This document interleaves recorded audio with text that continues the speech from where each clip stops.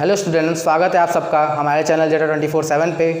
और light reflection के series में से हम आपके लिए लेकर के आ गए हैं numericals based on reflection and by a plane mirror. Clear students, तो सबसे पहला न्यूमेरिकल देखते हैं। Two mirror make an angle of 120 degree with each other as shown in figure, find alpha beta gamma and sigma. अब ये problem है कि ये आपने थोड़ा हो सकता है पहले और सुना हो, alpha beta gamma and sigma. तो ये है पहले अल्फा, ये आप लिख लो, आपको बहुत यूज आएगा 9, 10, 11, 12 सब जगह यूज आएगा, आगे भी। बीटा, ये है बीटा, ये सारे ग्रीक लेटर्स हैं। अल्फा, बीटा, गामा, इसे कहते हैं गामा, गामा, और इसे कहते हैं sigma. Clear students, alpha, beta, gamma and sigma ये सारे ग्रीक लेटर्स हैं और ये किसी फिजिकल क्वांटिटी को डिनोट करने के लिए यूज़ किए जा सकते हैं। छोड़िए वो सब, यहाँ पे एंगल को डिनोट किया गया है इनसे। यहाँ पे एक क्वेश्चन है कि एक ये प्लेन मिरर है और साथ ही साथ उसके साथ दूसरा प्लेन मिरर है, दोनों के बीच का एंगल 120 डिग्री है। क्लियर स्टूडेंट्स, दोनों के बीच का एंगल 120 डिग्री है। क्वेश्चन में ये बताया गया है और ये बताया गया है कि जो इंसिडेंट रे आ रही है पहले वाले मिरर 1 पे, वो नॉर्मल के साथ 65 डिग्री है, एंगल ऑफ इंसिडेंस 65 डिग्री दिया हुआ है। क्लियर स्टूडेंट, तो हमें अल्फा की वैल्यू निकालनी है, बीटा की वैल्यू निकालनी है, गामा और सिग्मा की वैल्यू निकालनी है, सब अपने अपने जगह पे है। क्लियर स्टूडेंट्स, सबसे पहले हमें अल्फा की वैल्यू पता चलेगी, वो कैसे?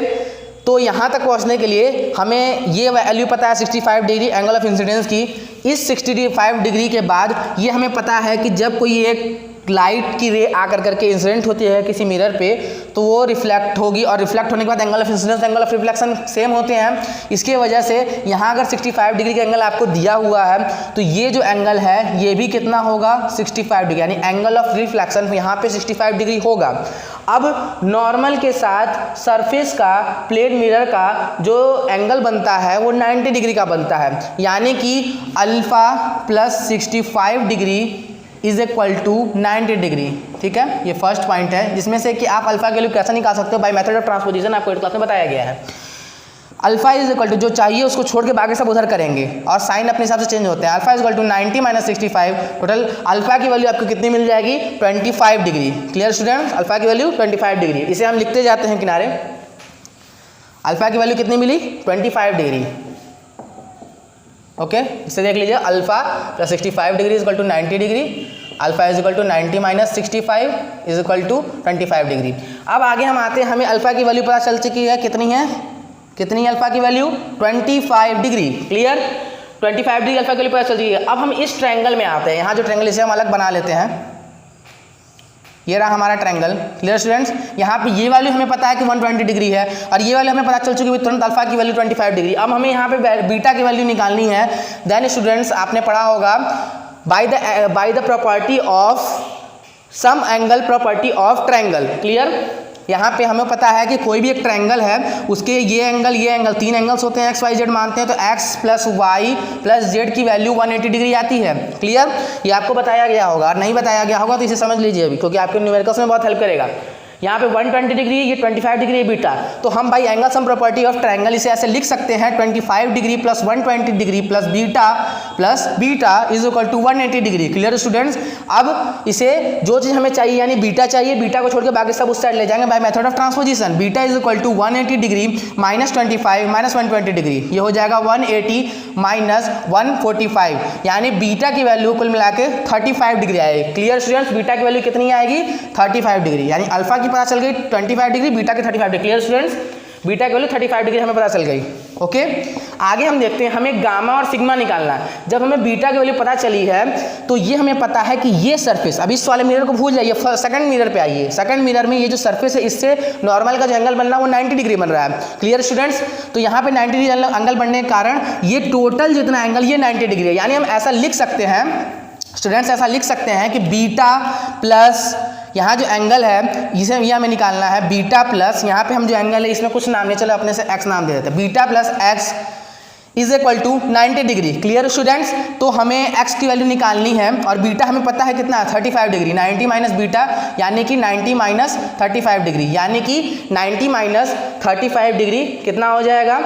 90 माइनस 35 डिग्री हो जाएगा 55 डिग्री। क्लियर स्टूडेंट्स, यानी कि एक्स की वैल्यू 55 डिग्री पता चल गई। यानी जब हमें एक्स की वैल्यू पता चल गई तो ये इंसिडेंट रे, ये reflected ray, angle of incidence equal to angle of reflection, x is equal to gamma, x is equal to this, और एक्स गामा के भी इक्वल है, यानी गामा की वैल्यू भी कितनी हो गई 55 डिग्री हो गई। क्लियर स्टूडेंट्स, गामा की वैल्यू कितनी हो गई 55 डिग्री हो गई।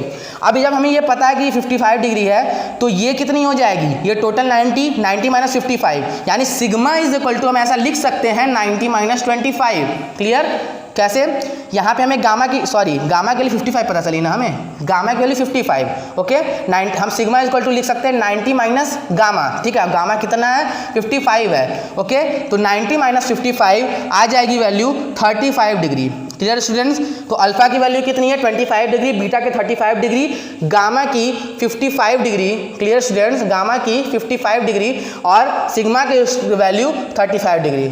ओके स्टूडेंट, आइए चलते हैं अपने दूसरे न्यूमेरिकल पे। और ये जो पूरा न्यूमेरिकल है ये वाला डिपेंडेंट था लाइट के रिफ्लेक्शन के लॉज पे। Clear students, angle of incidence is equal to angle of reflection, आपको इसके बारे में बढ़िया से पता होना, अच्छे से पता होना चाहिए। ओके स्टूडेंट्स, आइए हम आगे देखते हैं हमारा दूसरा न्यूमेरिकल। आइए, यहाँ पे एक प्लेन मिरर है। क्लियर, यहाँ पे एक प्लेन मिरर है, हमारा दूसरा क्वेश्चन है।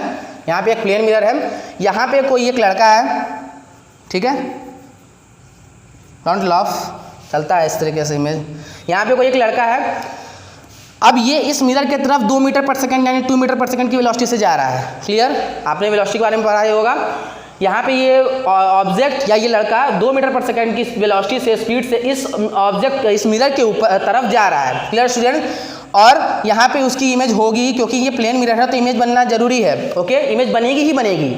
अब प्रॉब्लम ये है कि हमें ये बताना है कि इस ऑब्जेक्ट यानी इस लड़के को अपनी इमेज अपनी ओर आते हुए कितनी तेजी से दिखी होगी। क्लियर स्टूडेंट्स, तो पहले आपने 7th क्लास में ऐसा पढ़ा होगा, ऐसा क्वेश्चन सॉल्व किए होंगे कि आप ऐसे जा रहे हो, इस तरफ ट्रेन है, वो इस तरफ जा रही है, तो आपको ये पता होगा कि आप दोनों की स्पीड कम दिखेगी, आपको ट्रेन की स्पीड कम दिखेगी। ओके, मतलब आपकी स्पीड में से, आपकी स्पीड अगर u है, ट्रेन की स्पीड v है, तो u माइनस v हो जाएगी, आपकी स्पीड में से ट्रेन की स्पीड घट जाएगी। क्लियर स्टूडेंट्स, और साथ ही साथ अगर ट्रेन आप इधर जा रही है और आप उसके अपोजिट डायरेक्शन में जा रहे हो, तो इसका मतलब है कि आपकी और उस ट्रेन की स्पीड ऐड हो जाएगी। आपको ट्रेन ऐसा लगेगा कि आपकी स्पीड प्लस ट्रेन की स्पीड, आपको ट्रेन की स्पीड बढ़ी हुई दिखेगी। क्लियर स्टूडेंट, तो बाय डिफॉल्ट मिरर में ऐसा होता है कि जब ये ऑब्जेक्ट मिरर की तरफ 2 मीटर पर सेकंड से जाएगा तो जो इमेज है रियली में 2 मीटर पर सेकंड की स्पीड या वेलोसिटी से इस ऑब्जेक्ट की तरफ, इस बॉय की तरफ आता दिखेगा। ठीक है, तो जब ये दोनों आपस में आएंगे तो 2 मीटर पर सेकंड इधर से और 2 मीटर पर सेकंड इधर से, तो जो ऑब्जेक्ट या पर्सन है उसे ऐसा लगेगा, बॉय है उसे ऐसा लगेगा कि 2 मीटर पर सेकंड उसका खुद का और प्लस 2 मीटर पर सेकंड उसकी इमेज का, टोटल 4 मीटर पर सेकंड उसे ऐसा लगेगा 4 मीटर पर सेकंड की स्पीड से, वेलोसिटी से कोई ऑब्जेक्ट हमारे तरफ आ रही है प्लेन मिरर में देखने के बाद। क्लियर स्टूडेंट्स, मतलब कि उसकी स्पीड डबल दिखाई देगी। तो बाय डिफॉल्ट अगर आपकी स्पीड v है, u है, तो मिरर में इन मिरर आपकी स्पीड 2u दिखाई देगी। ठीक है, क्लियर स्टूडेंट्स, आइए देखते हैं अपना तीसरा न्यूमेरिकल। आई होप आपको ये वाला न्यूमेरिकल समझ में आ गया होगा, कोई इसमें खास नहीं था, ये आपने थोड़ा बहुत पढ़ा हुआ है। आइए देखते हैं तीसरा ये है कि अगर ये एक प्लेन मिरर है, क्लियर स्टूडेंट्स, ये एक प्लेन मिरर है, इस पे एक लाइट की रे आकर करके इंसिडेंट होती है at an angle of 90 degree with the surface, तो एंगल ऑफ इंसिडेंस कितना होगा, यानी angle I is equal to what and angle R is equal to what, angle of reflection कितना होगा। तो स्टूडेंट्स यहाँ पे आपको दिख रहा है कि 90 डिग्री पे आ रही है, तो ये ऐसा होगा कि जब ये 90 डिग्री पे आएगी तो यहाँ नॉर्मल कहाँ है, नॉर्मल भी तो 90 डिग्री पे ही होता है। ठीक है, यानी कि आपको दिख रहा है कि नॉर्मल भी यहीं पे है और ये जो इंसिडेंट रे भी वो भी वहीं पे है, यानी नॉर्मल और इंसिडेंट रे के बीच का जो एंगल होगा वो क्या हो जाएगा, angle of incidence equal to 0 हो जाएगा। ओके, अब ये प्रॉपर्टी है कि लाइट के रे की प्रॉपर्टी कि जब वो 90 डिग्री पे गिरेगी इस ऑब्जेक्ट के ऊपर, इस प्लेन मिरर के ऊपर, जो पॉलिश सरफेस का ऑब्जेक्ट यानी प्लेन मिरर उसके ऊपर गिरेगी, तो वो वापस उसी पाथ को रिट्रेस करेगी। ऐसा क्यों, क्योंकि आपको ये पता चल चुका है कि angle I is equal to 0 और by the law of reflection angle I is equal to angle R।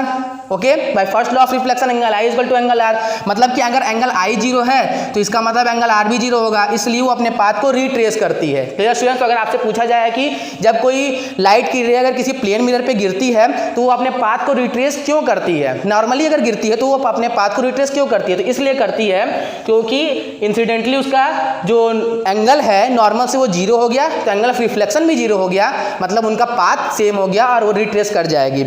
इसे क्या कहते हैं स्टूडेंट्स? इसे क्या कहते हैं? इसे कहते हैं नॉर्मल इंसिडेंस। क्या कहते हैं? Normal incidence. Clear students? I hope आपको सारे न्यूमेरिकल्स समझ में आए होंगे, और ये सारे न्यूमेरिकल्स को करने के बाद आप तैयार हो चुके कि आप रिफ्लेक्शन के और प्लेन मिरर के रिफ्लेक्शन के सारे क्वेश्चंस को लगा सकते हो। आप और भी बढ़िया न्यूमेरिकल्स ढूंढ के उससे सॉल्व करो। अगर आपको कोई भी प्रॉब्लम होती है आप हमें बताइए। और thanks for watching our video. अगर आपको पसंद आया हो, आपको सभी चीज़ें समझ में आ रही हो, अपने फ्रेंड्स को शेयर करिए, सब्सक्राइब करिए और लाइक करिए, और हम ऐसे ही कोशिश करेंगे कि आपके लिए और अच्छे से अच्छी वीडियोज़ लेके आते रहें। Thank you.